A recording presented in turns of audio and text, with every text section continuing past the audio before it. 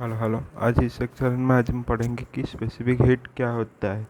Specific heat क्या होता है, चलो हम जानते हैं। It is defined as the amount of heat required to raise the temperature of unit mass of substance through 1 degree Celsius.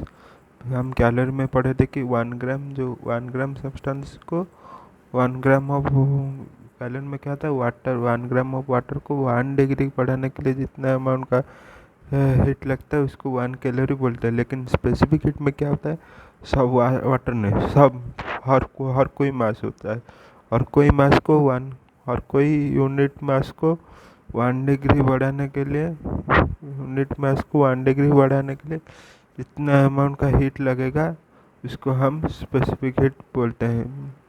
इसमें क्या होता है कि ना कि यूनिट मास को उसका टेम्परेचर को 1 डिग्री राइज करने के लिए जितना अमाउंट का जो हीट लगेगा उसको हम स्पेसिफिक हीट बोलेंगे। It is the proper it is क्या होता है, ये प्रॉपर्टी ऑफ मटेरियल, एक मटेरियल का प्रॉपर्टी होता है। तो मटेरियल जितना अच्छा होगा उसका उससे ही स्पेसिफिक हीट ज़्यादा होगा।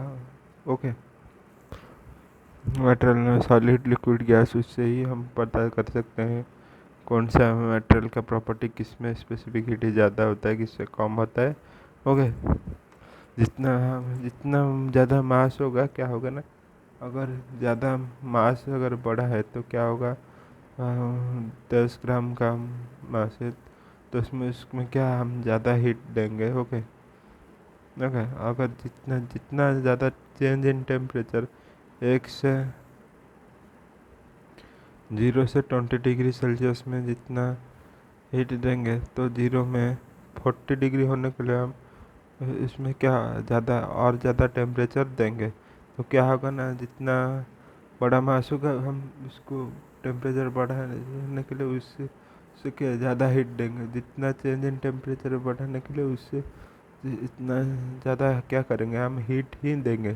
तो ये क्या होगा ना, ये प्रोपोर्शनली कांस्टेंट आएगा। एस एस क्या होता है ना, स्पेसिफिक हीट कांस्टेंट होता है। एस इक्वल टू क्या होता है ना,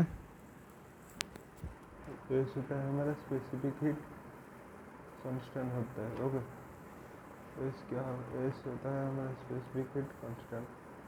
एस होता है स्पेसिफिक हीट कांस्टेंट होगा। एस क्या होगा,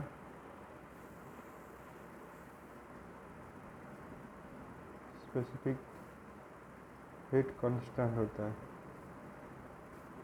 हाँ ओके, एस क्या होता है, स्पेसिफिक हीट कांस्टेंट होता है।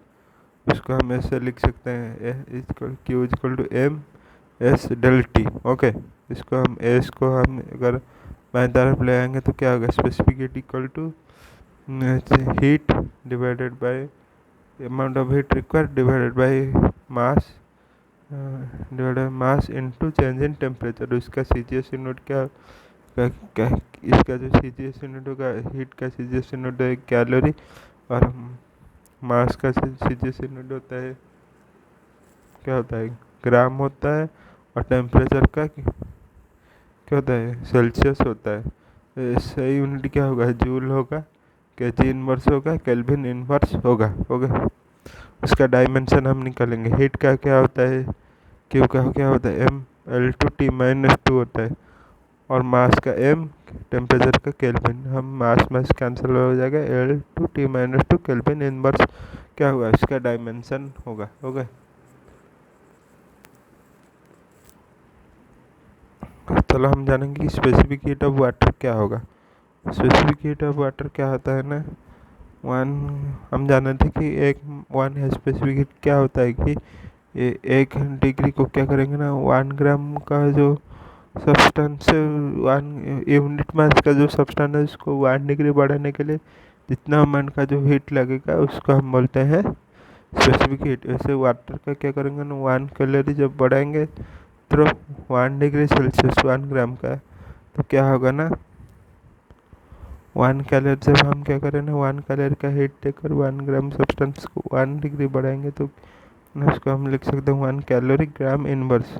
1 कैलोरी कितना था, 1 कैलोरी क्या होता है, 1 कैलोरी होता है 4.2 जूल होता है। ओके, क्या लूँगा हम जूल में लिख देंगे तो किसको हम कैसे, इसको हम एसआई यूनिट में लिख रहे हैं। ओके, ग्राम को जगह हम केजी में करेंगे तो क्या होगा ना 1/10⁻³ होगा।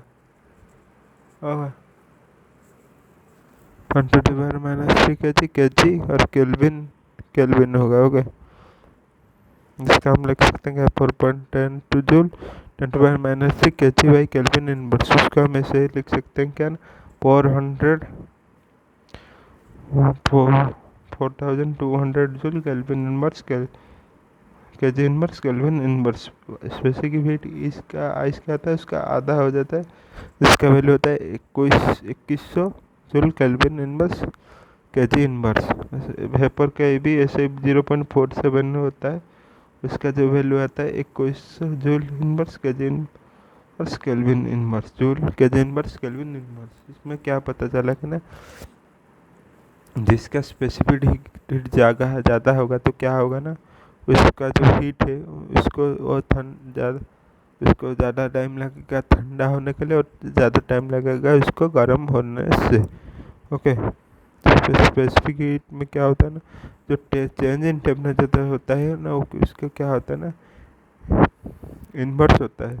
अगर ज़्यादा उसका जो हीट है ना वो क्या होता है ना, जो कम ज़्यादा जब हम टेम्परेचर देंगे तो क्या होगा ना, तो उसको जितना स्पेसिफिक हीट बड़ा हो जाए होगा ना, उसको क्या होगा ना उसको ज़्यादा टाइम लगेगा। स्पेसिफिक हीट को ज़्यादा होता है तो उसको ज़्यादा टाइम लगेगा क्या होना, ठंडा होने के लिए और गर्म होने के लिए।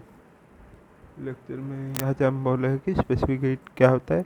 अगले सेक्शन में हम लैटेंट हीट और उसका बारे में पढ़ेंगे। अगर मेरे चैनल आपको अच्छा लग रहा है तो फिर प्लीज़ मेरे चैनल को लाइक शेयर और सब्सक्राइब कीजिए। Thanks you. Okay, next video में मैं और एक लेक्चर लेकर आऊँगा।